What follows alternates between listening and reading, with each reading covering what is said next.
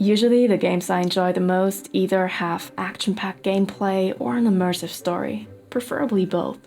Tinykin, however, is a cozy 3D collectathon platformer that has neither of these qualities, and yet it managed to be one of my most enjoyable gaming experiences this year.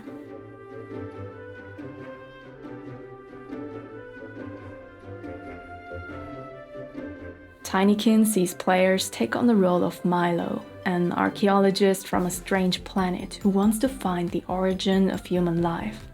In true Honey, I Shrunk the Kids fashion, he finds himself in a giant house, full of chatty insects and adorable creatures that help him get around. Depending on their color, these Tinykin come with different abilities. For example, the pink ones move heavy objects, the red ones explode, and the green ones can be stacked to reach higher places. For some interactions, you only need a single helper, but bigger obstacles usually require a larger number of Tinykin.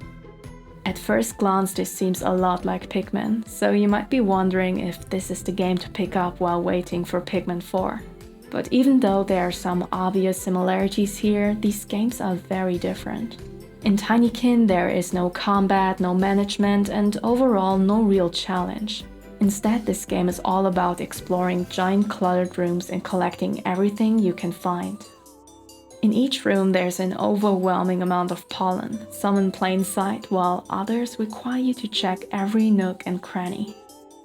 Once you've collected enough, you can trade them for bubbles that allow you to float further and reach previously inaccessible areas. Your main goal is to find 6 components of a spaceship that are scattered around the house.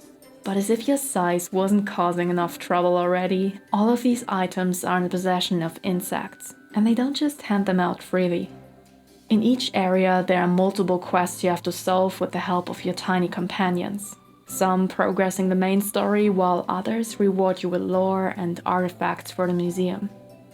The story is nothing to write home about, but the issues of the different species and the many jokes they tell manage to make this world feel more alive, which is further improved by the lovely and unique character design and the cute sounds they make.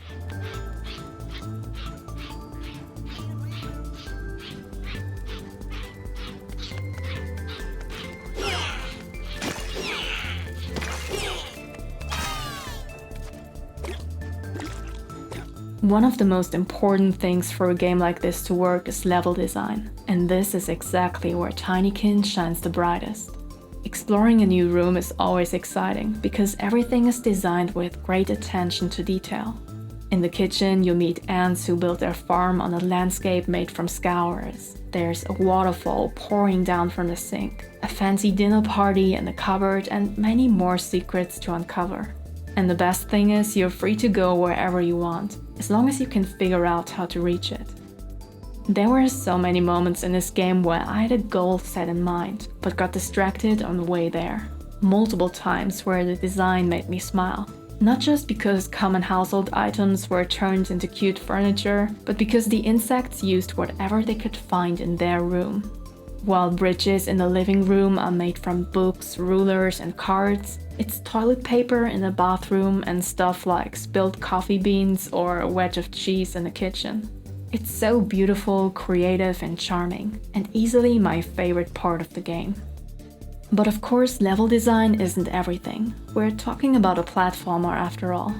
Fortunately, movement in Tinykin feels great as well. The jumping and floating is smooth, and you can glide on a soap board to quickly move around the room. There are also a lot of unlockable shortcuts, like ropes that drop down or strings you can grind on to cover long distances. And once you unlock the green ladder Tinykin, you can create your own shortcuts.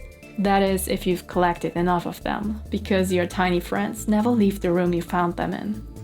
Again, with all these abilities at your disposal, no time limits and no penalties for dying, Tinykin is an easy game that's all about the fun of exploring this charming world.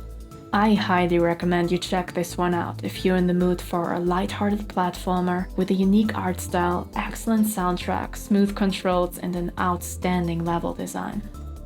Thank you very much for watching. Like and subscribe if you enjoyed this, and let me know what you think of this game in the comments below.